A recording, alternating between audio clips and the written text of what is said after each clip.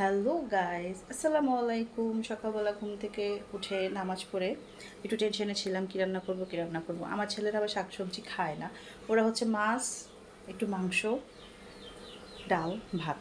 আর যদি মাংস না থাকে এক টুকরা মাছ, ভাত, ডাল। আর যদি মাছও না থাকে একটা ডিম ভাজি, ডাল, ভাত হলে ওদের চলে। কিন্তু মা হয়ে প্রতিদিন ছেলেরা ডিম দিয়ে ভাত খাবে তা তো না। তো আজকে ফাইনালি আমার বাসায় মাছ নাই। তো আমার বড় মামা ফোন করে বলতেছে যে ভাবি কোথায় আছো বাসায়। যাই হোক, বড় মামার জন্য মাছ দিছে। তো ফাইনালি দেখাচ্ছি ফাইনালি আমার রান্না। এটা হচ্ছে শোল মাছ চটচটি, আর এখানে হচ্ছে মাছের ডিম একটু মাখা মাখা করে করব। যাই হোক, এটা হচ্ছে আজকে আমার রান্না।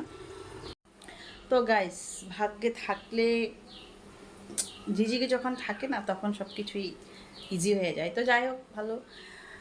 আজকে আমার রান্না, আজকে আমার ভাগ্যে এইটাই ছিল। টাটা।